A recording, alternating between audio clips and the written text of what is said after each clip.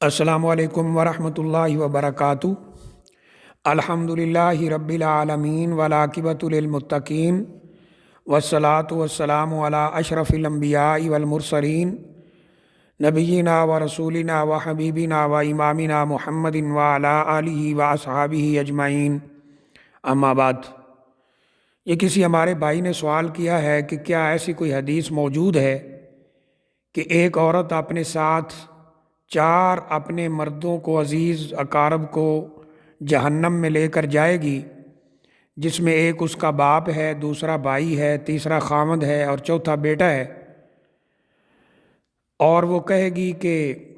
इनको भी मेरे साथ साथ जहन्नम में भेजा जाए, तो उनको भी भेज दिया जाएगा। तो क्या ऐसी बात या कोई ऐसी हदीस कुतुब हदीस के अंदर मौजूद है? देखिए, इस सवाल का जवाब, इसका पहला नुक्ता तो ये है कि ऐसी कोई भी रिवायत सही सनद के साथ और शायद ज़ईफ़ सनद के साथ भी कुतुब हदीस के अंदर साबित नहीं है। इस रिवायत को बाज़ लोग इस तरह भी बयान करते हैं कि जब इस औरत के लिए जहन्नम में जाने का फ़ैसला होगा तो ये औरत अल्लाह ताला से अर्ज़ करेगी कि मेरे साथ साथ चार मेरे मर्द रिश्तेदार हैं, उनको जहन्नम में भेजा जाए। अल्लाह ताला पूछेंगे वो क्यों और कौन कौन है जिनको भेजा जाए? तो ये कहेगी कि एक मेरा बाप है, दूसरा मेरा भाई है, तीसरा मेरा खामद है, चौथा मेरा बेटा है, कि इन्होंने मुझे दुनियादारी के बारे में तो बहुत समझाया लेकिन दीन के बारे में कुछ नहीं बताया।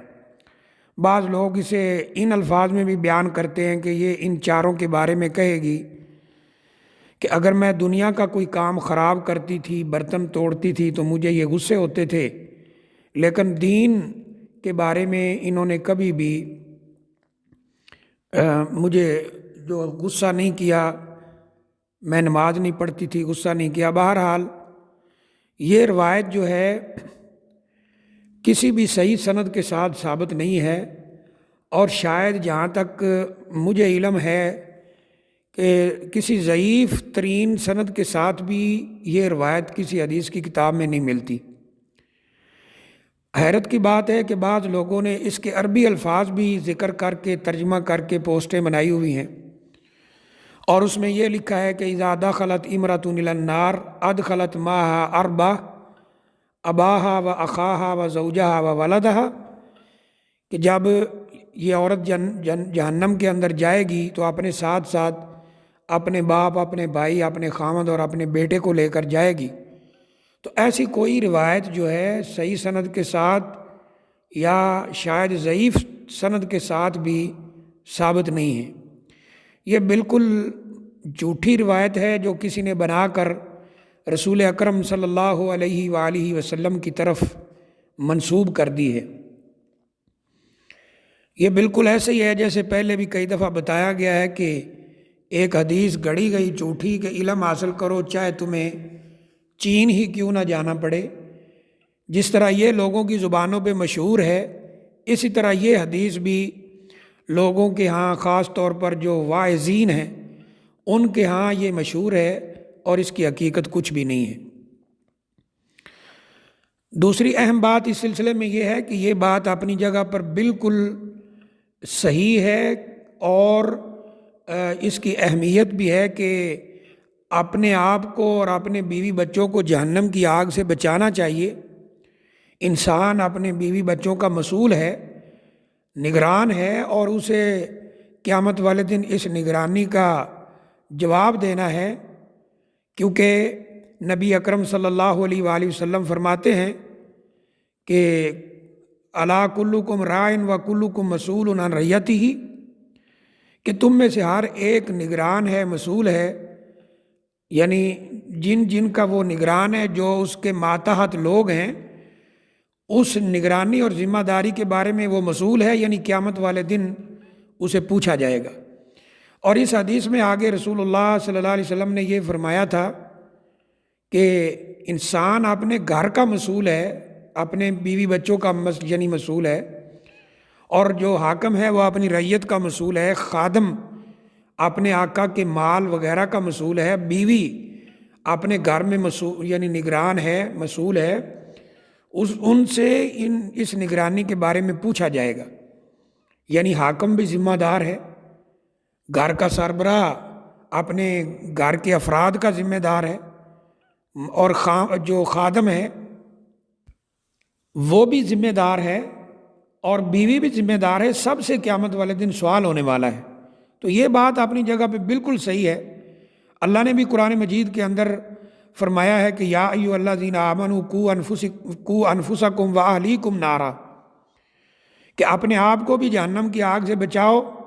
اپنے گھر والوں کو بھی، اہل و عیال کو بھی جہنم کی آگ سے بچاؤ۔ اور بچوں پر نگرانی کا اور ان کو دین کی طرف لانے کا حکم خود رسول اللہ صلی اللہ علیہ وسلم نے بھی دیا ہے، جیسے فرمایا مروا اولادکم بالصلاۃ وہم ابناء سبع، کہ تمہارے بچے 7 سال کی عمر کو پہنچ جائیں تو ان کو نماز پڑھنے کا حکم دو۔ یعنی مروا اولادکم بالصلاۃ وہم ابناء 7 سنین یا 7 سنین، کہ تمہارے بچے اگر 7 سال کی عمر کو پہنچ جائیں تو ان کو نماز کا حکم دو۔ واضربوا علیہا وہم ابناء 10 سنین، اور اگر وہ 10 سال کی عمر کو پہنچ کر بھی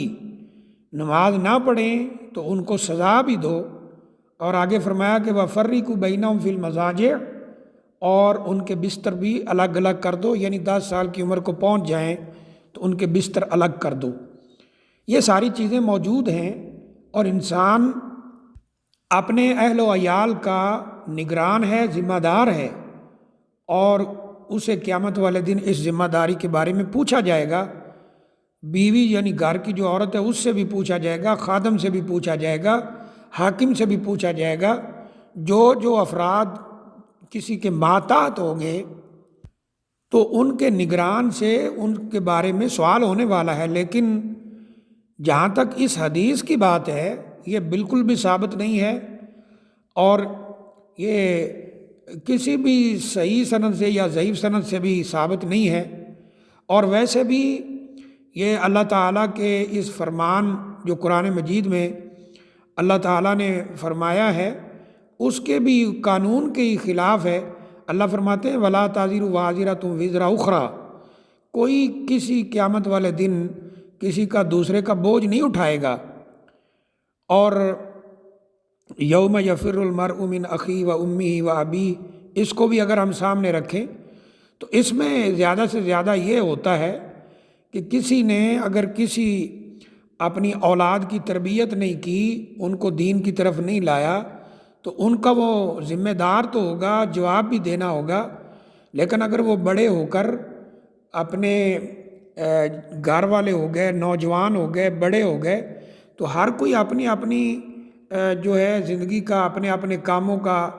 ذمہ دار ہوگا اللہ تعالیٰ کے ہاں۔ تو بہرحال ایسی کوئی روایت جو ہے نبی کریم صلی اللہ علیہ وآلہ وسلم سے صحیح سند کے ساتھ یا ضعیف سند کے ساتھ ثابت نہیں ہے۔ یہ بالکل جھوٹی من گڑت اور موضوع روایت ہے جو کسی نے بنا کر، اللہ معاف فرمائے، اللہ تعالیٰ کا خوف دل سے نکال کر، نبی صلی اللہ علیہ وسلم کی شرم اپنی آنکھوں سے گرا کر، اسے بنا کر نبی اکرم صلی اللہ علیہ وآلہ وسلم کی طرف منسوب کر دیا ہے۔ اور نبی صلی اللہ علیہ وسلم کا واضح فرمان ہے من کذب علیہ متعمدا فلیتبوأ مقعدہ من النار، جو میرے اوپر جان بوجھ کے جھوٹ بولے وہ اپنا ٹھکانہ جہنم میں بنا لے۔ اور جو لوگ اس کو بغیر سوچے سمجھے آگے شیئر کرتے ہیں، بیان کرتے ہیں، ان کو بھی اللہ کا خوف کرنا چاہیے، اور یہ بات اپنے ذہن میں رکھنی چاہیے کہ نبی صلی اللہ علیہ وسلم فرماتے ہیں کفیٰ بالمرء کذبا ان یحدث بکل ما یسمع، غالباً صحیح مسلم کی روایت ہے